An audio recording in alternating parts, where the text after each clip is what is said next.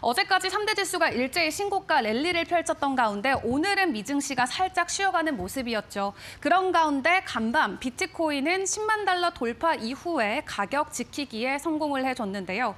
본격적으로 비트코인 10만 시대가 개막을 한 만큼 앞으로 우리는 어떤 쪽에 초점을 맞추고 투자를 이어가야 될까요? 비트코인과 관련된 이야기들 지금부터 다뤄보도록 하겠습니다. 백훈종 스매시파이 대표와 함께 전화 연결해보죠. 대표님 나와 계실까요? 네, 안녕하세요. 네, 이른 아침 전화 연결 진심으로 감사드립니다. 간밤 비트코인 10만 달러 돌파 이후 다행히도 추가 하락은 나오지 않고 가격대를 잘 지켜주고 있는데요. 이번에 비트코인이 10만 달러 돌파를 했는데 그 뒤에는 어떤 배경이 있을 것으로 예상하실까요? 네, 우선은 미국에서 연준 의장인 제롬 파월이 이 비트코인이 금과 같은 위상을 지녔다라는 식의 발언을 했기 때문에 가격이 올라갔어요.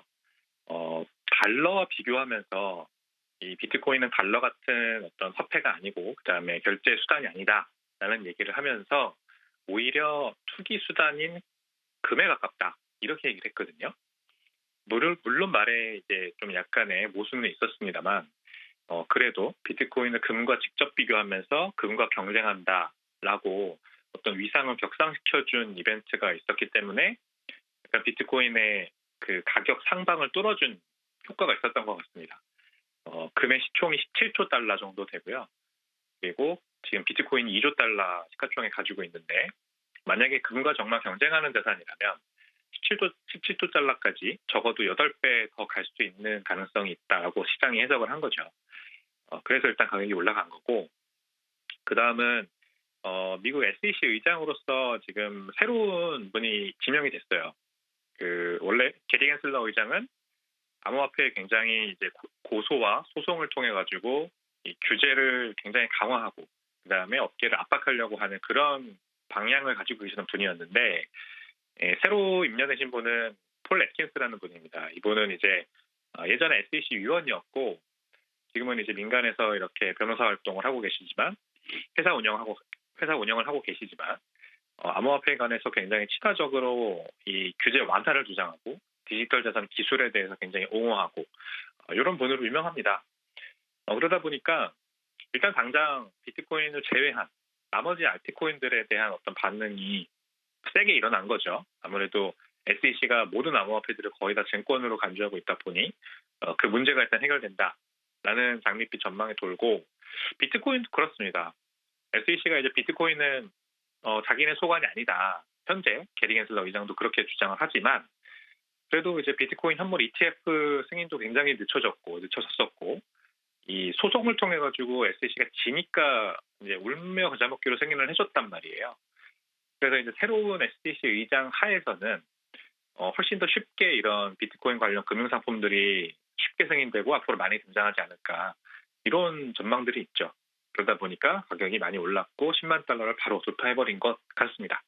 네, 어제 제롬 파월 의장의 비트코인 관련 발언 그리고 SEC 수장 교체 소식이 비트코인의 10만 달러 가격 상승에는 큰 힘이 되어줬다라고 설명을 주셨습니다. 그럼 이렇게 트럼프 2.0 시대에 들어선 지금 앞으로 비트코인 그리고 암호화폐 산업과 관련된 기대점 그리고 우려점이 있다면 어떤 부분들이 있을까요? 네, 일단 기대될 만한 부분은 훨씬 더 이 기업들의 활동이 활발해질 수 있다는 점이죠. 물론 뭐 우려되는 점은 뒤에서 말씀드리겠으니까. 일단은 기업들은 규제 불확실성이 걷히면은 훨씬 더 적극적인 투자를 집행합니다. 그리고 더 미래를 낙관하고 그다음에 새로운 것들에 과감하게 도전하게 되죠. 저도 이제 기업을 운영하고 있으니까 당연히 그렇게 되는데 저만 해도 이제 미국이 이렇게 암호화폐 친화적인 환경으로 조성되는 것을 보면서 당장 미국에다가 법인을 세우는 게 좋지 않을까 이런 생각을 하게 되고 현지에다 직접 투자를 하는 방법에 대해 알아보게 되고 이렇게 되더라고요. 그래서 이제 전 세계에 있는 많은 뭐 비트코인 채굴을 비롯한 암호화폐 관련 산업과 기업들이 이 미국으로 몰려드는 어떤 리쇼어링 효과가 있지 않을까. 그래서 미국의 경제가 암호화폐 때문에도 조금 더 GDP 성장이라든지 발전할 수 있는 가능성이 있지 않을까 그런 생각까지 해보게 됩니다. 저는 이제 개인적으로는 이런 물결이 우리나라를 비롯해서 다른 나라들로 유로존이라든지 일본, 우리나라 이런 다른 선진국들도 좀 번져서 가상자산 산업이 이번에 좀 많이 성장할 수 있는 그런 계기가 됐으면 좋겠고, 근데 우려되는 점은 이 비트코인을 비롯한 나머지 알트코인들에 대한 정의가 좀 분명하게 이루어지지 않으면 또 이 거품만 형성되는 그런 사태가 발생할 수 있어요. 분명히 이 알트코인들은, 특히 알트코인들은 규제가 없다 그래서, 규제의 불확실성이 거쳤다 그래서 사용성이 갑자기 생겨나진 않습니다. 그러니까 우리가 업계에서 흔히 쓰는 말이 블록체인이 왜 필요하냐, 알트코인이 여기서 왜 필요하냐, 이거를 꼭 질문을 하거든요. 그래서 모든 알트코인은 아니지만 저는 상당수의 알트코인들이 다 대부분 사용성이 없는데 어떤 문제점이 없는 해결책이다, 문제점을 찾아 헤매는 해결책이다, 이렇게 정의를 해요. 이런 것들은 규제 불확실성이 거쳐도 여전히 사용성이 부재하다는 문제가 있습니다. 그래서 단순히 그냥 거품으로 가격만 올라가고 그러다가 이제 나중에 정말 사용성을 못 찾아서 가격이 폭락하게 돼서 사고만 일으키는 그런 사태가 발생하지 않을지 또 한편으로는 더 우려가 됩니다. 트럼프 2.0 시대에 발맞춰서 보다 완화적인 규제로 인해서 시장의 성장은 우리가 어느 정도 예상을 할 수 있지만 일부 알트코인들을 위주로 사용성이 불명확한 부분은 여전히 리스크로 남을 수 있다 설명을 주셨습니다. 자, 그렇다면 내년에 대한 전망도 짧게 짚어보도록 할 텐데요. 일단 연말 안에 10만 달러 돌파했습니다. 내년의 전망은 어떻게 보실까요? 내년은 훨씬 더 이 비트코인 가격 상승이 급격하게 많이 나올 수 있는 그런 또 더 좋은 한 해가 될 수 있습니다. 일단 사이클적으로 봤을 때도 이 4년 주기 사이클의 마지막 해이기 때문에 비트코인 가격이 급격하게 상승하는 구간이 많이 나올 가능성이 있고요. 그다음에 트럼프 행정부 2기가 본격적으로 시작하면 이제 암호화폐위원회가 일단 구성이 됩니다. 그래서 지금 와이오밍주 상원의원인 신시아 러미스가 발의한 비트코인 전략적 준비자산 법안도 위원회가 이제 구체적인 실행안 내놓고 본격적으로 이제 구체적인 실행안을 잡을 수 있어요. 그리고 위원장이 누가 될지 모르겠지만 그분이 누구냐에 따라서도 또 나머지 암호화폐와 관련된 친화적인 정책들이 많이 나올 수 있습니다.